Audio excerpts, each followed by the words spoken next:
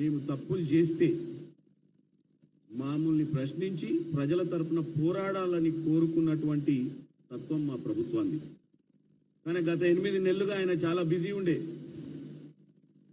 ఒకటి, ఓటమిని తట్టుకోలేక కొన్ని రోజులు, తర్వాత బిడ్డ బెయిల్ కోసం బయట ప్రపంచానికి ముఖం చూపించలేని పరిస్థితి. దాంతో ఇన్ని రోజులు కేసీఆర్ గారు తెలంగాణ ప్రజల గురించి కానీ, తెలంగాణ సమస్యల గురించి కానీ, తెలంగాణలో ఏం జరుగుతున్నా కానీ అంటి ముట్టనట్టుగా ఉన్నటువంటి వ్యక్తి ఈరోజు ప్రజల మధ్యానికి వస్తా అంటే ఈరోజు ఒక పార్లమెంట్ సభ్యునిగా అధికారంలో ఉన్న కాంగ్రెస్ పార్టీ తరఫున ఆయనను ఆహ్వానిస్తున్నాం. ముఖ్యంగా వస్తే వచ్చిండ్రు, వచ్చేటప్పుడు మీరు ఎప్పుడు చెప్పే విధంగా మీ పక్కనే ఉన్న సొరగుల ఆ మేనిఫెస్టోలు ఉంటాయి. 2018, 2014, 18 మేనిఫెస్టోలు అంటే మీరు అప్పుడు అధికారంలోకి వచ్చిర్రు, వాగ్దానాలు ఇచ్చి అవి 2 కూడా తీసుకురావాల్సిందిగా కోరుకుంటున్నా. నేను పార్లమెంట్ సభ్యునిగా 2023 మేనిఫెస్టో, మా 8 నెలల పాలన మీద మేనిఫెస్టోను మేము కూడా తీసుకొస్తాము. రావడమే మనం చర్చ పెట్టుకుందాం. మీరు ప్రజల మధ్యానికి పోకముందే మనం ఒక చర్చ పెట్టుకొని, ఎందుకంటే మీరు చాలా రోజుల తర్వాత ప్రజల మధ్యానికి వస్తున్నారు కాబట్టి, ముఖ్యమంత్రిగా ఉండి ముఖ్యమంత్రిగా అధికారం కోల్పోయిన తర్వాత అండర్ గ్రౌండ్ లోకి పోయి కొత్తగా బయటికి వస్తున్న మీరు ఈరోజు మీ 10 ఏళ్ల పాలన గురించి, ఒకసారి మా 8 ఏళ్ల పాలన, మీ 10 ఏళ్ల పాలన గురించి మనం చర్చ చేసుకోవాల్సిన అవసరం ఉంది. తెలంగాణ ప్రజలు 2 సార్లు అధికారంలోకి తెచ్చిన మిమ్మల్ని, దళిత ముఖ్యమంత్రి నుంచి మీరు ఇచ్చిన వాగ్దానం మొదలు పెడితే అధికారంలోకి 2014 కంటే ముందు తెలంగాణ ప్రజలను నేను కాపలా కుక్కలాగానే ఉంటా, మొట్టమొదటిసారి తెలంగాణ వచ్చిన తర్వాత వచ్చే మొదటి ప్రభుత్వంలో దళితుడే ముఖ్యమంత్రి ఉంటాడన్న చెప్పిన కానించి మొదలు పెడితే 3 ఎకరాల దళితుల భూమి విషయంలో కానీ, గిరిజనులకు ఇవ్వాల్సిన భూమి కానీ, వాళ్ళకు 1 సంవత్సరం సాగు చేసుకోవడానికి ఖర్చులతో పాటు అని చెప్పిన విషయం నుంచి మొదలు పెడితే, ఇంటికో ఉద్యోగం, తర్వాత మీరు ప్రతి జిల్లాకు ఒక మల్టీ స్పెషాలిటీ హాస్పిటల్, ఇట్లా చెప్పుకుంటూ పోతే చాలా విషయాలు మీరు 2014లో కానీ 2018లో కానీ మీరు ఇచ్చినటువంటి ఏదైతే మేనిఫెస్టోని చర్చ చేసుకుందాం. ఇవాళ మీ మేనిఫెస్టోలో కానీ మా మేనిఫెస్టోలో కానీ రైతు రుణమాఫీ గురించి ఈరోజు చర్చ నడుస్తుంది. మీరు లేనప్పుడు మీరు ఎప్పుడు మాట్లాడలే రైతు రుణమాఫీ గురించి. మీ కుమారుడు కేటీఆర్ గారు, మీ అల్లుడు గారు హరీష్ రావు గారు పదే రుణమాఫీ గురించి మాట్లాడుతూ రాష్ట్ర ప్రభుత్వం తీసుకున్న ఏకకాల రుణమాఫీని తప్పుడు సమాచారంతో ప్రజల్ని కన్ఫ్యూజ్ చేసే ప్రయత్నం చేస్తున్నారు. మీరు పెద్ద మనుషులు కాబట్టి ఆ పిల్లలకు తెలియక తప్పు చేస్తున్నారు. మీరు వచ్చి దాన్ని సవరణ చేయాలని కోరుకుంటున్నాం.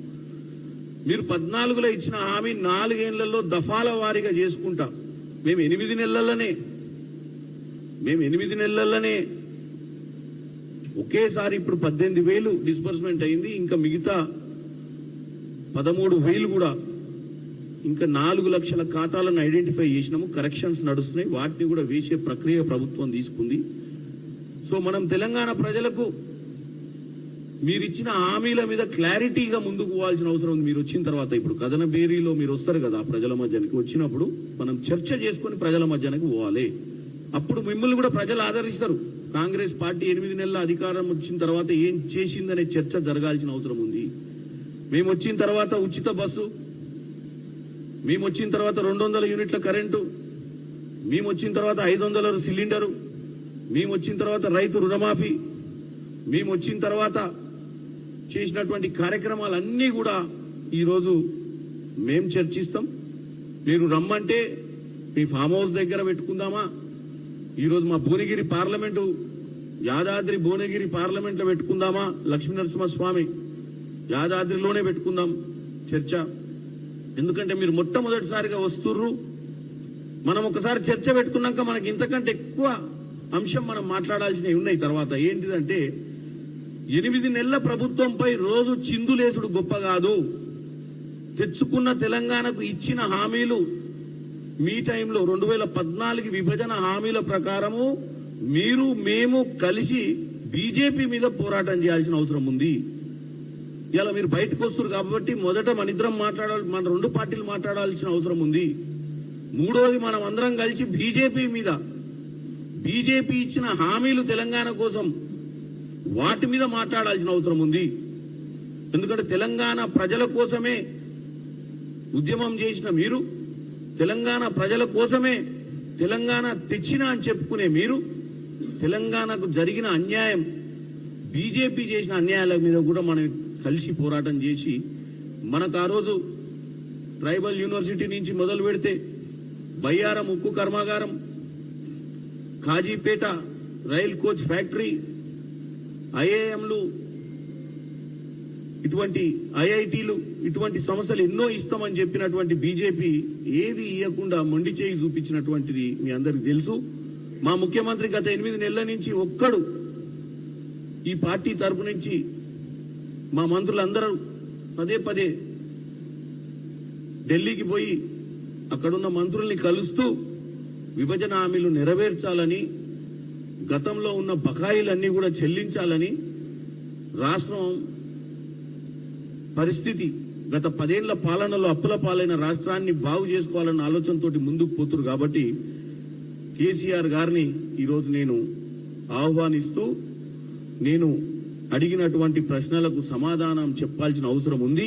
తెలంగాణ ప్రజలకు మీరు మొట్టమొదటిసారిగా ఈరోజు ప్రజల మధ్యనకు వస్తుర్రు కాబట్టి ఇవి మాట్లాడి మనం తర్వాత బీజేపీ మీద కూడా మీరు స్పందించి, బీజేపీ మీద కూడా మీ పోరాటాన్ని ఉద్రిక్తంగా, అంటే గతంలో మీరు ఉద్యమకారునిగా ఎట్లయితే 2001-2లో పార్టీని పెట్టి ఏదైతే విధంగా చేసిరో, ఈరోజు మళ్ళీ వచ్చి బీజేపీ మీద అదే రకమైన పోరాటం చేసి తీసుకురావాల్సిన నిధులు మీరు తీసుకొస్తే ఈ తెలంగాణ ప్రజలను మిమ్మల్ని నమ్మే పరిస్థితి ఉంటుంది రానున్న రోజులలో. లేకపోతే మీరు బీజేపీ ఒకటే అన్న విషయం ఏదైతే ఈరోజు మీ అల్లుడు గారు, మీ బిడ్డ జైల్లో నుంచి బెయిల్ రావడము, మీ కుమారుడు మాట్లాడే విధానాన్ని చూస్తే తెలంగాణ ప్రజలకు నమ్మకం పోయింది మీ పార్టీ మీద. మీరు వచ్చి వీటన్నిటికీ సమాధానాలు చెప్పాలి. ఇకపోతే ఈరోజు మనం చూస్తున్నాం, నిన్న జరుగుతున్నటువంటి డిస్కషన్లో మిషన్ కాకతీయ కాదు, కమిషన్ కాకతీయకు రూపకర్త హరీష్ రావు గారు ఒకప్పుడు చెరువులు చాలా